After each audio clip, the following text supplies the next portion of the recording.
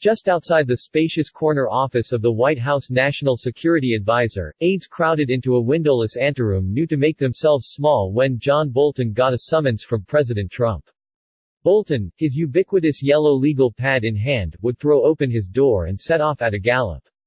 Once in the Oval Office, Bolton would take copious notes on that pad, at times angering a president known to mistrust note-taking by even his closest aides, according to a former senior administration official. Leaks from Bolton's soon-to-be-published memoir, in which he alleges a direct link between Trump's withholding of aid to Ukraine and his desire that its government investigate his political rivals, validated the president's suspicions in the eyes of some senior White House officials. Bolton, who left the White House in September, Trump said he was fired, Bolton said he resigned, did not respond to a question about whether he had used personal notes or official documents in his book. The manuscript includes more than a dozen pages on Bolton's interactions over Ukraine with Trump, his personal attorney Rudolph W. Giuliani, Secretary of State Mike Pompeo and others, according to one person familiar with the project. In what this person called an unflattering portrait of the president, it also touches on other areas where Bolton is known to have disagreed with Trump policy decisions, including Venezuela and Turkey. John Bolton put his singular stamp on Trump National Security Council.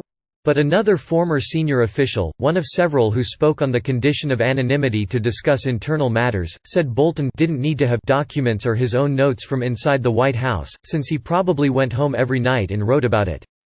Noting the rapid completion of Bolton's book, I'm convinced he was writing all the time. He served as National Security Advisor, said this former official, who described Bolton as a nose-to-the-grindstone person who rarely socialized.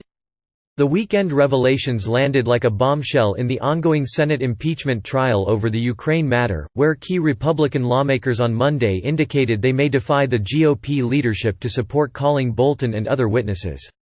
People close to Bolton said he wanted to testify, and a spokeswoman denied that he was behind the leak of the book, adding that the National Security Council has had a copy of it since December 30. Bolton was regularly appalled by what he saw from the president, the people close to him said. He wondered at times if Trump was acting in America's best interest or if he was inspired by nefarious reasons, according to a person familiar with the book. But among conservative national security experts and media, the focus was less on the accuracy of Bolton's account, or its possible effect on the trial, and more on why he wrote it. If he wants to write a book like this, it should come out after the election. Fred Fleitz said in an interview. Fleitz was the National Security Council's chief of staff for part of Bolton's 17-month White House tenure and a Bolton associate for decades. It's natural occasionally for presidential advisors to have a falling out, said Fleitz, referring to Bolton's departure. It's appropriate for the advisor to move on.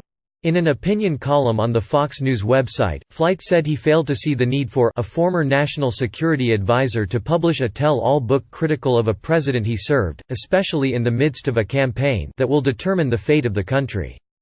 He called on Bolton to withdraw the book, titled The Room Where It Happened, a White House memoir, until after the election. Others were more direct. Bolton has sadly reduced himself to nothing more than an unprincipled tool of the radical Dems and deep state, and he's sacrificed his integrity to sell a lousy, spiteful book. Pathetic. Fox host Lou Dobbs wrote on Twitter about a man who had long been a regular on Dobbs's show. Giuliani, in a message to The Washington Post, called Bolton a «backstabber» and said he regretted recommending him to Trump. Trump, he said, never really trusted the backstabber's judgment. He was right and I was wrong because ironically I supported him for the job.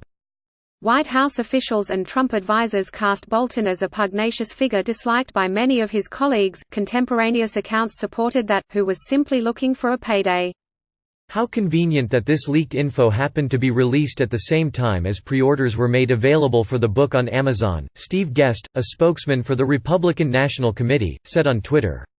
What a joke. Bolton's lawyer, Charles Cooper, denied in an interview that he or his client had anything to do with the leaked portions of the book, first published Sunday by The New York Times.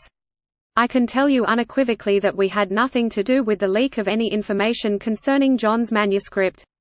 Cooper said. Mark Dubowitz, chief executive of the Foundation for Defense of Democracies, defended Bolton and bemoaned that in the demonization campaign against him, many forget that at the end of the day he was and remains a deeply experienced policy practitioner, with decades of experience over multiple administrations.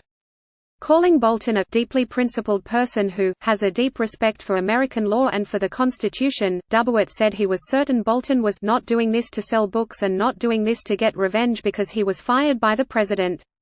Dubowitz also said he was super torn. "I'm not a big fan of these tell-all books.